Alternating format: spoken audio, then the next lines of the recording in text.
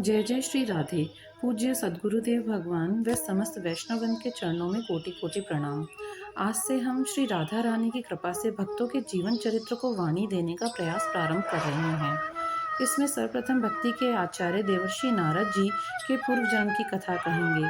पूर्व जन्म में नारद जी एक दासी के पुत्र थे। उनके जन्म लेते ही उनके पिता का स्वर्गवास हो गया। माँ दूसरों के घरों में काम करके अपने पुत्र नंद का लालन पालन करने लगी।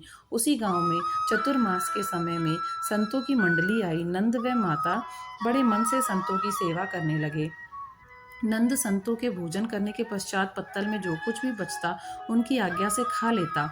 इससे उसके सभी पाप धुल गए और धर्म में रुचि हो गई। प्रतिदिन वह कृष्ण चरित्र संतों से सुनता और चतुर्मास बीत गया। संत जाने लगे तो बालक नंद भी उनके पीछे पीछे जाने लगा। संतों ने कहा, तुम्हारी माता का तुम्हारे सिवा कोई नहीं है, तुम यहीं रहकर भजन करो और अपनी माता की सेवा करो।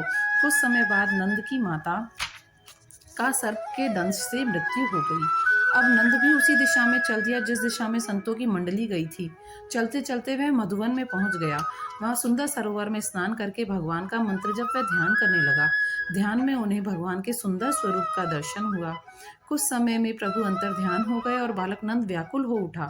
तभी आकाशवाणी हुई कि जिनकी विषय वासना निवृत्त नहीं हुई है, ऐसे अधकचरा योगियों को मेरे दर्शन प्राप्त नहीं होते।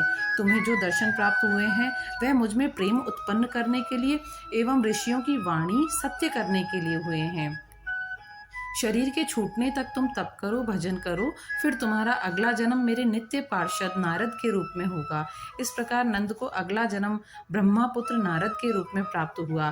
भक्ति व प्रेम के अवतार श्री चैतन्य महाप्रभु ने भी भगवान को प्राप्त करने का तरीका नाम जप व नाम संकीर्तन बताया है।